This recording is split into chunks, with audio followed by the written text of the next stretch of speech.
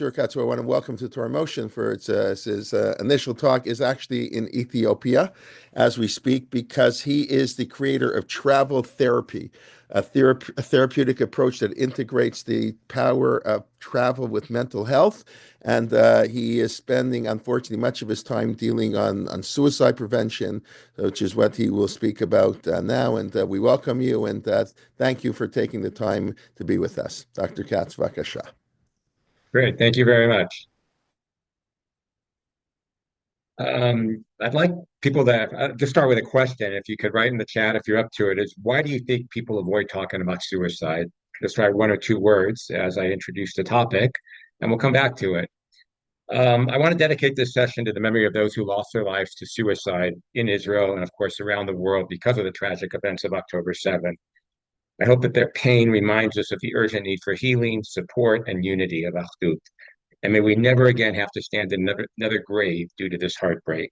Also want to give our gratitude to the Kelman family and all those in Torah in Motion for this opportunity to honor their memory and to bring light where there has been darkness and to ensure that no one ever struggles alone again.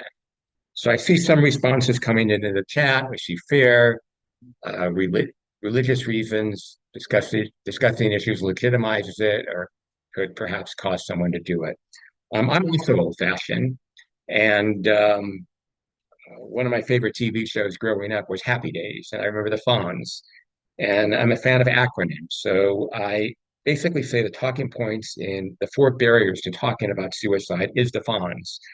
There's fear, afraid of saying the wrong thing or making it worse. There are other barriers, which are, as mentioned, are cultural, religious, or personal discomfort.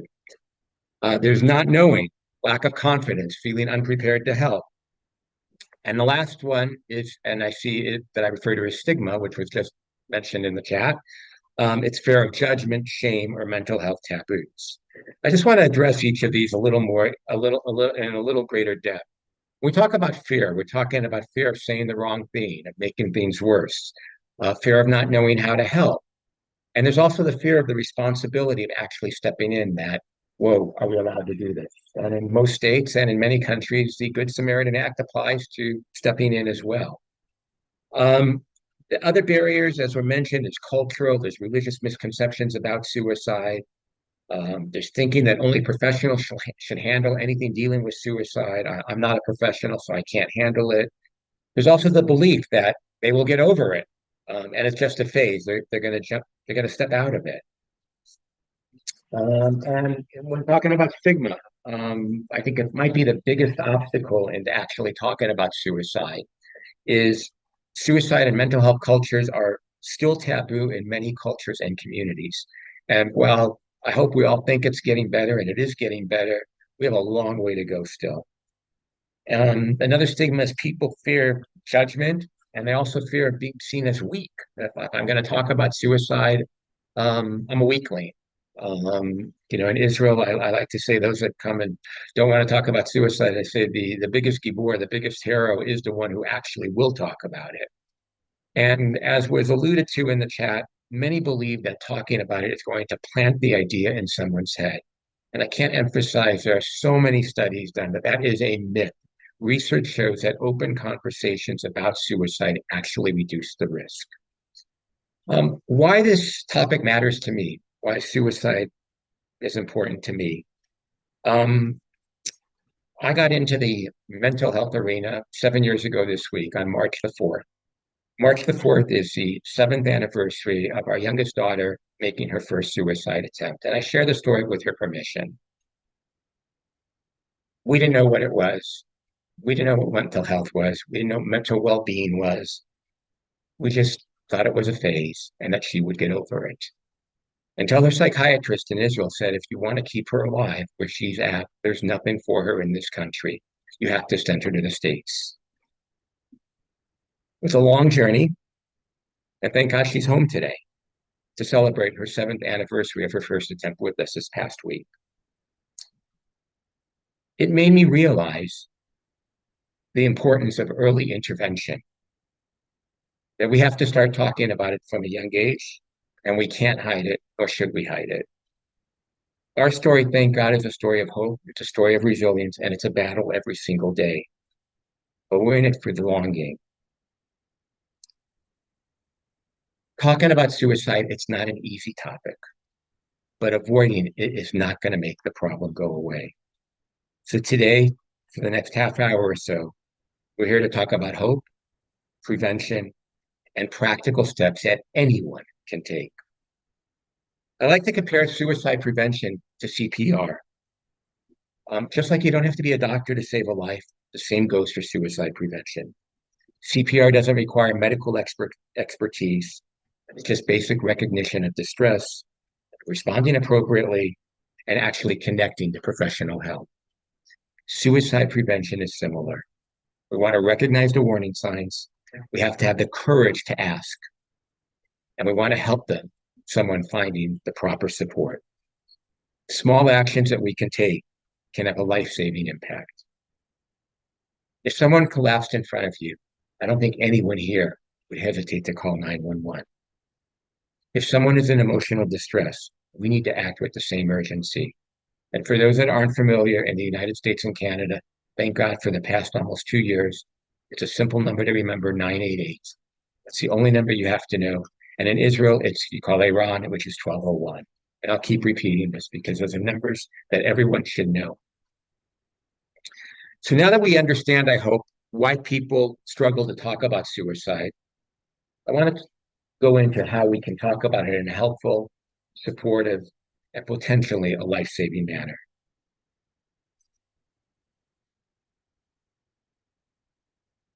I'm a big fan of mental health first aid. For those that aren't familiar with it, it's offered in the U.S. and Canada and in Israel. It's a program that began from the University of Melbourne in Australia 25 years ago in the year 2000, and today is an evidence-based program in 32 countries around the world, including, again, the US, Canada, and Israel. There's a simple model that's applied to suicide in mental health first aid. It's called ALGEE. It's and it's nonlinear. It can be done in any order, and I say it's done more in a circle. I'm going to go over it just like it is.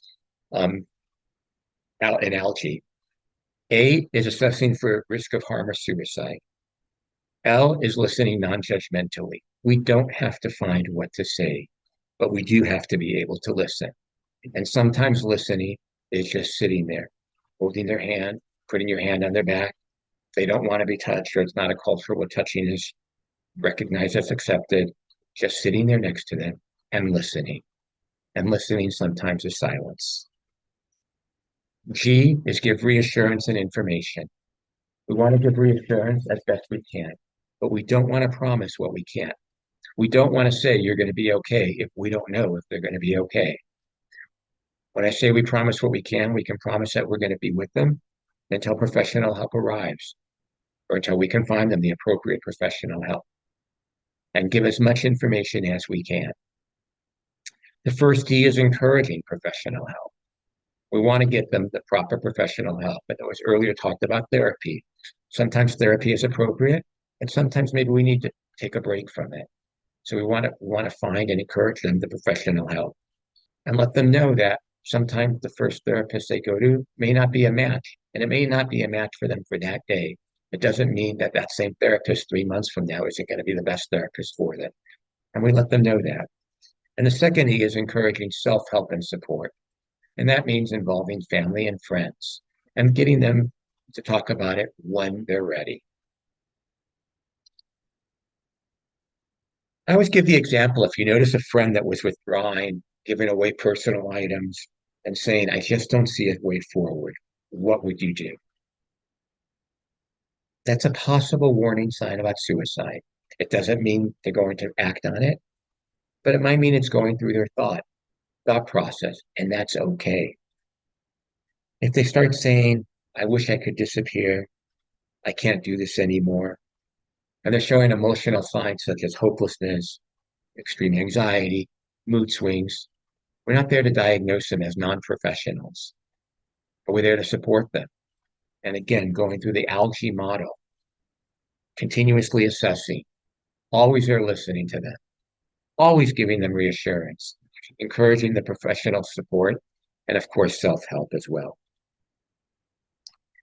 The ALGEE model is structured in a way that offers support in a mental health crisis. What does it mean by assessing the risk of harm for suicide? We want to look for immediate danger. Does the person have a plan? Do they have the means and do they have the intent? If they have a plan and don't have the means, it doesn't mean we have to be totally alarmed. I'm not saying ignore it, but if they don't have the means, they're probably not going to be able to act on it. And what is their intent? Do they just feel that they have to get out of the world?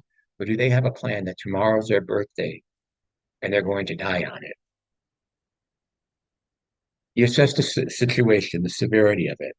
Are they thinking about suicide or are the concrete plans actually in place?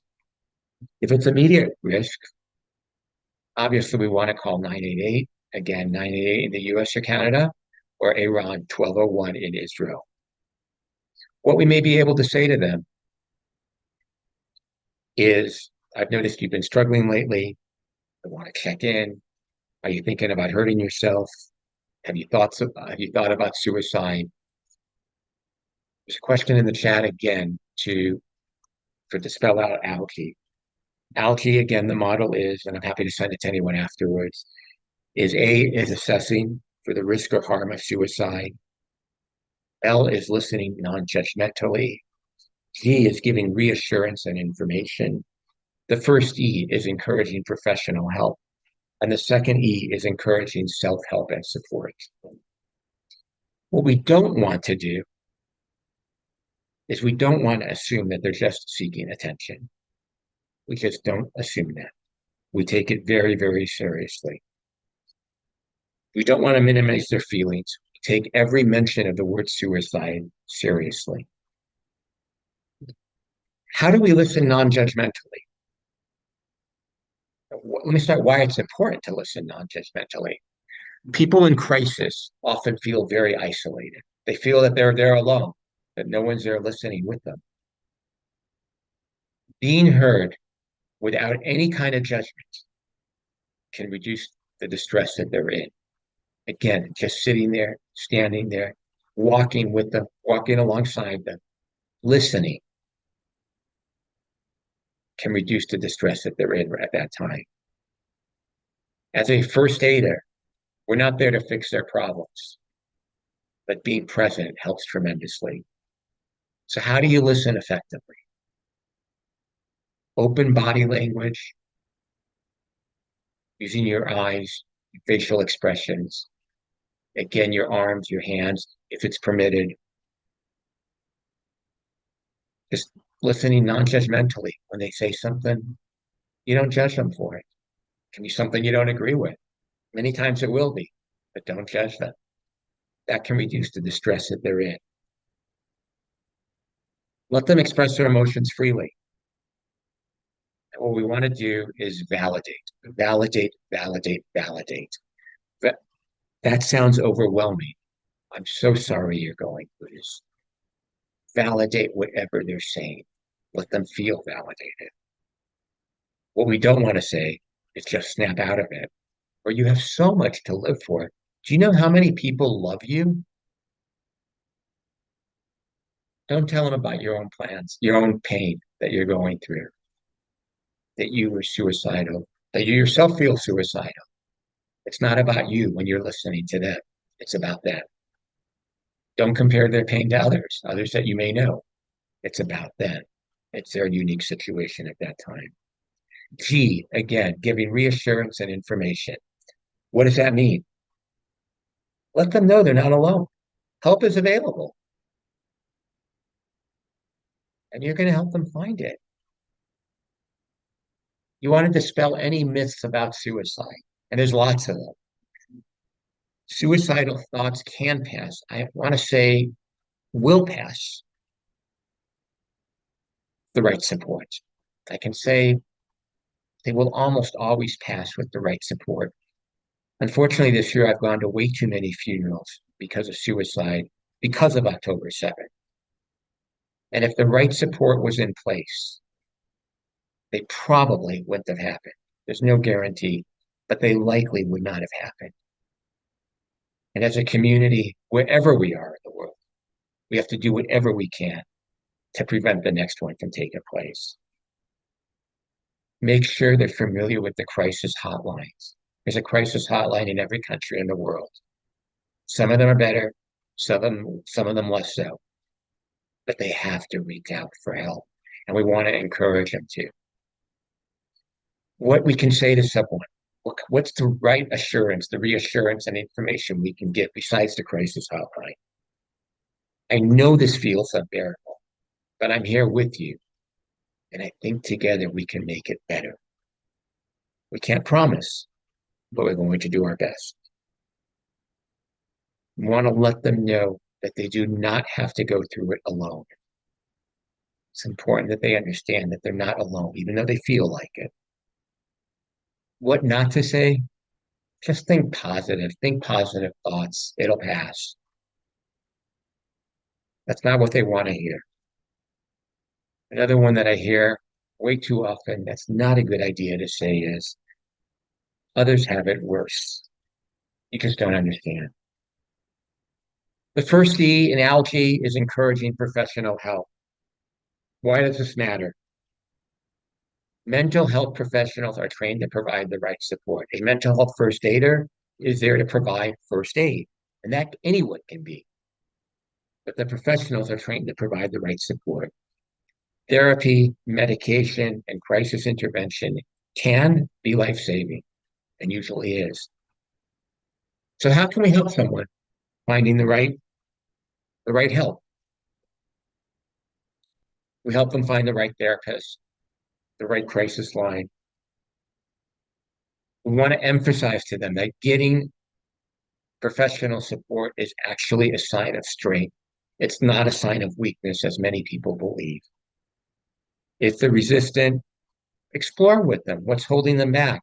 It's the fear of stigma, it could be financial concerns, it could be it didn't help the last time. Work with them on the reason for their hesitations. Again, the crisis lines. I sound like a broken record, but I want to make sure everyone has them. In the US, it's 988, it's the Suicide and Crisis Lifeline. There's also a website, 988lifeline.org, again, 988lifeline.org. In Canada, it's handled by 988, it's handled by Talk Suicide Canada. Again, the website from Canada is 988.ca, 988.ca. There's also the suicide hotline in Canada that's still active, which is 833-456-4566. Again, 833-456-4566, but we don't need that anymore because we have 988. And in Israel, it's the Emotional First Aid Hotline sponsored by Iran, which is 1201-1201. In terms of encouraging self-help and support, it's important because beyond professional care, and this went out with COVID and has not come back the way it needs to, social support and coping strategies matter, and that's face-to-face. Zoom is incredible, and we're fortunate to have this today, but we need face-to-face and social support. Community, spirituality, lifestyle changes can all help with recovery, and it's best when not done alone. I love to go to the gym for self-care, but it's also, I know it's better when I go with someone. At least go to the gym with someone. May do the workout alone, but it's self-care is real important. So how do we encourage self-help and support? Want to connect them with a trusted friend, a mentor, it could be a faith-based leader, a mindfulness, journaling, creative outlets, they all work. And of course, as we've mentioned, physical activity, as we all know, can have a significant impact on mental health.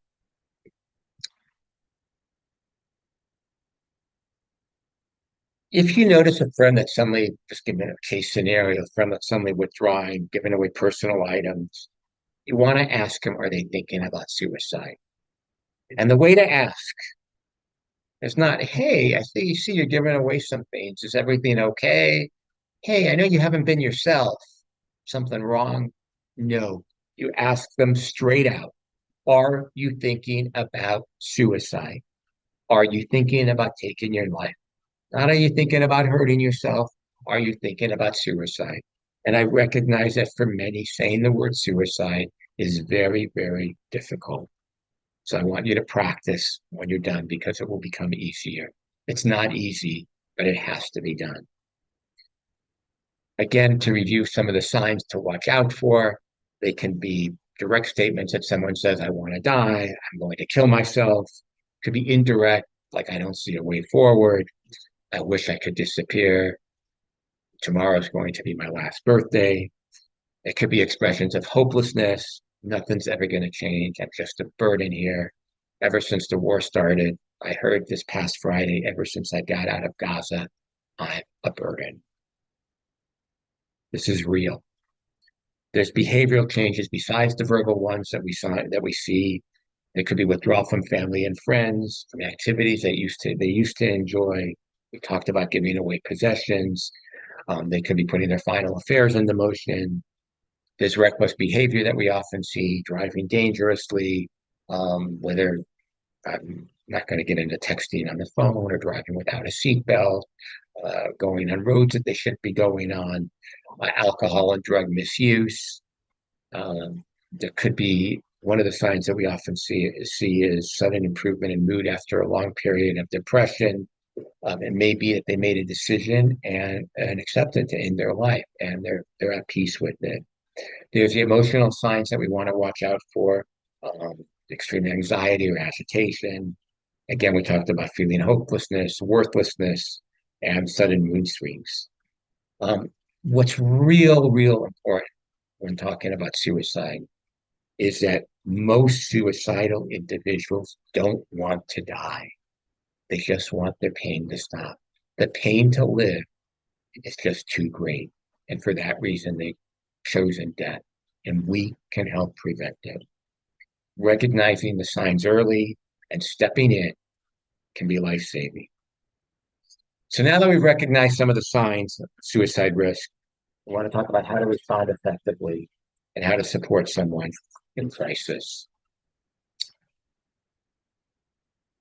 One of the hardest things in talking about suicide is the fear of saying the wrong thing, not knowing how to help, assuming they'll be fine, for lots of other reasons. So how do you start the conversation? I said it before, and I repeat it again. Are you thinking about suicide? I suggest that today, tomorrow, you take a friend, a partner, and ask the question without a response, just to get practice saying it. And if you're not comfortable doing it with someone, do it in front of a mirror first. But practice, because it's a difficult question to ask. It's an easier question to answer. You want to listen, not to judge. Say, it sounds really overwhelming, and I'm here for you. And you want to offer hope. You don't have to go through this alone. What you don't want to say is, hey, you're overreacting, you'll get over it. You have so much to live for. I know how it feels. You'll be fine. It's okay. You've been there before. You got through it. That's what you don't want to say. You don't want to say, I'm here for you. I'm cheering you on. I know you can do this. You want to really be there for them and validate what they're feeling. One of the hardest things about talking to someone about suicide, as we said, is saying the wrong thing. It's normal to worry about the fear of making things worse. The silence is more harmful than not asking directly. Not knowing how to help is another reason we don't get involved. You don't need to have all the answers. In fact, you don't need to have any answers. Your presence and support is what really matters. And that's how you can help the most. Another reason we just don't want to talk about suicide is because we're going to assume they're going to be fine. Many people who are struggling won't openly ask for help. They just don't want to be the burden. They don't want to ask for it. But recognizing signs and checking in with them can actually save a life. And other reasons that we hear is that just we're not comfortable. We have to step out of our comfort zone. And sometimes, in order to save a life, we do. We have to step out of our comfort zone. And that might be just listening. We like to talk. With someone being forced to listen. We don't agree with them, but we want to validate them. So we want to do so carefully. So how do you start the conversation? By now you should know. Are you thinking about suicide? Have you been having thoughts of ending your life? I noticed you've been struggling. Can we talk about what's going on? You want to get straight to the point. Asking about it again does not increase the suicide risk. That's a common myth. It shows the person that you care. It shows them you're not afraid to talk about it. A word that they never heard from you, a word that they're afraid to utter out loud. And all of a sudden you said it. It invites honesty. Many people feel very, very relieved when someone finally asks. Again, what you don't want to say, you're not thinking about doing something stupid, are you? Really? You're not serious. Come on, get over it. No, that's not the way to do it. Again, we want to listen non-judgmentally, want to emphasize that we're here for them. And we're really here to be with them. So what steps do we take now that we know how to start the conversation? What can we do to keep someone safe? When we're a little more advanced and understand suicide better, we want to help them create what's called a safety plan. Safety plan is identifying warning signs. It's putting together coping strategies that could include healthy distractions. They could include mindfulness exercises. They could include breathing techniques. A safety plan should have people to call for support. It could be therapists. It could be the hotline, 988 or 1201. It could be friends and family. And often I say that should be the top of the list because they're probably going to be more available than the therapist that they need to talk to at that moment. And at the crisis line, when they call, they're empathetic and they're excellent. But a person in crisis mode may feel more comfortable talking to a family member or a friend who until now was afraid to talk to them, until now was actually afraid to listen to them. And that's why it's important we practice and all become listeners. And the last thing is we want to remove immediate dangers. This could be a multitude of things. Is could be firearms, medication, knives. If they're planning to jump off a building, we have to address it differently. We want to see what their access is to the building or the bridge. Thank God many bridges have safety nets on them today. So we want to be careful with that. 988 is not accessible at this time from outside the USA and Canada. There are crisis centers, like 200 and something crisis centers in the US, and it reaches the closest one when you actually dial it. So, there are crisis lines all over the world, and again, I'm happy to send you links for that. A safety plan is a practical step-by-step guide. I gave you the basic steps that should be included in it. You can also find them online and created with a therapist to assist someone managing suicidal thoughts and assisting them in staying safe. Often we see a no suicide contract. I'm not a fan of no suicide contracts. I'm a tremendous fan of safety plans. The reason I'm not a fan of no suicide contracts is because it doesn't really address the underlying pain or stress that someone is experiencing. A non-suicide contract can feel more like an obligation rather than a supportive plan. We want to be extremely supportive, and it can make the person in crisis actually feel guilty rather than empowered in the way it's structured. So while a no suicide contract is out there, I'm a much bigger fan of safety plans and including what they do. Again, what goes into the safety plan, I'll repeat it again, it's identifying warning signs. Again, the warning signs that we often see are sudden changes in moods, could be expressions of hopelessness, anxiety, anger. There's increased isolation and withdrawing from others. And again, when we're talking about adolescence, in the case of adolescence, we want to distinguish between what normal adolescent behavior is and what could be signs of withdrawal and isolation. Other warning signs are such as feeling trapped or overwhelmed. And recognizing the early warning signs, what it does is help prevent a crisis, a crisis before it escalates. Also going into the into the safety plan are coping strategies, which are basically healthy distractions and grounding techniques. We want to facilitate the person in distress to be able to what they can do on their own to reduce the distress when they go into crisis mode.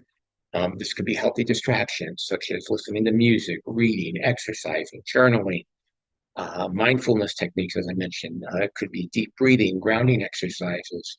Many of you are probably familiar with the 5 4 3 2 1. It's one of my favorites. Self-soothing activities, taking a warm bath or a shower, meditating, going on a walk, going to the gym.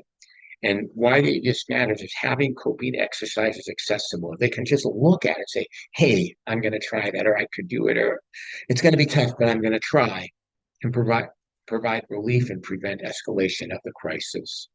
The people to call for support is the third aspect of the safety plan.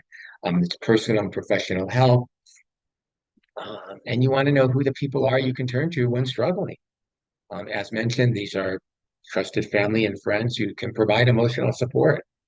Um, Definitely professionals, therapists, counselors, religious leaders. Again, they're not as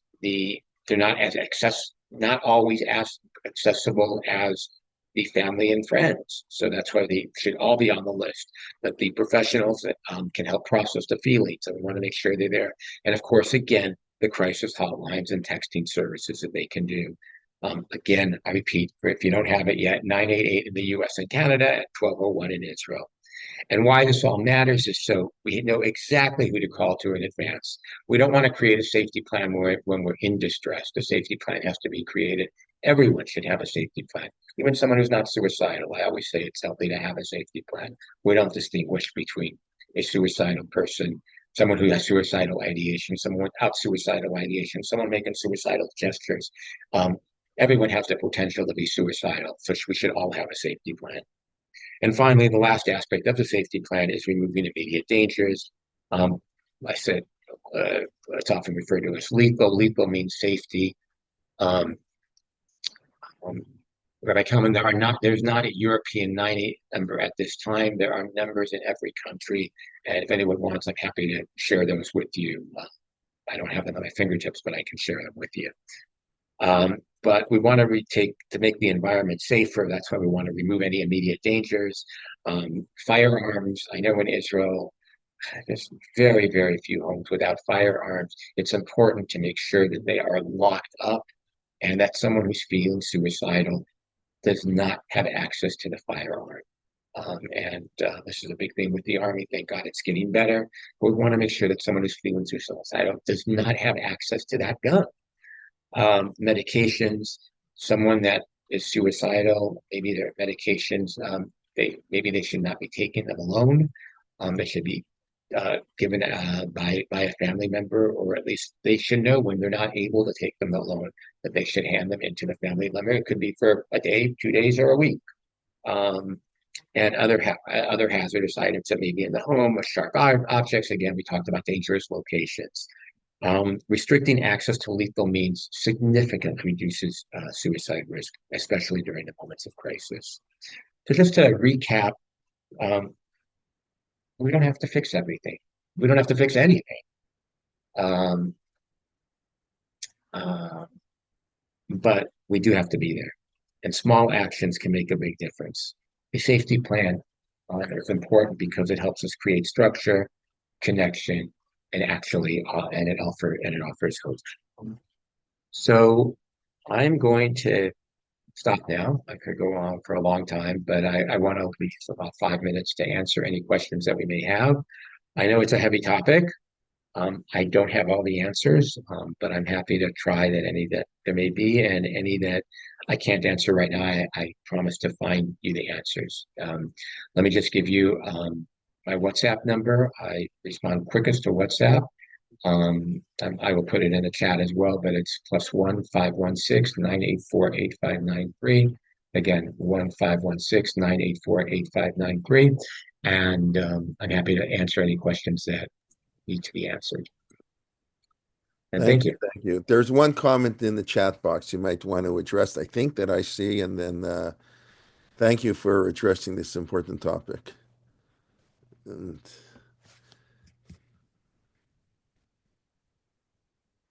All right, so how to respond to a suicidal person that says, I won't respond to guilt when they're told their passing would cause tremendous pain in them. So that's probably to say that the pain is going to cause tremendous pain to others is what we don't want to say. It's not about others, it's about the person in distress. We want to focus on them. We want to validate their pain, not what's going to happen when they're not there. We want to validate that they're in pain at the moment and that we're here to help them. We're here to help them. We're going to be with them, whether finding the correct professional support or social support that will assist. Not what's going to happen if they, God forbid, should pass. okay, anybody have any questions?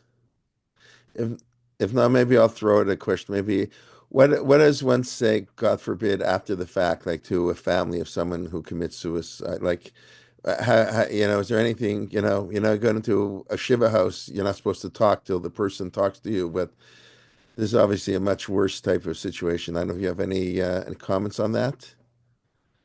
So, with your permission, I'd like to correct your comment or question. Mhm. Um, That's fine, um, of course.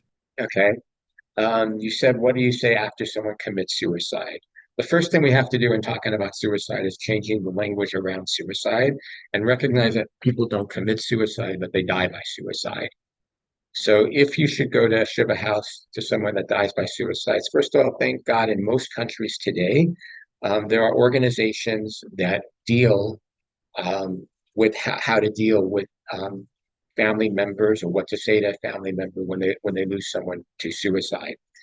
Um, the I'm not an expert by any means in that area, um, but if you're looking, I'm happy to connect you. In Israel, it's called Bishvil Chaim.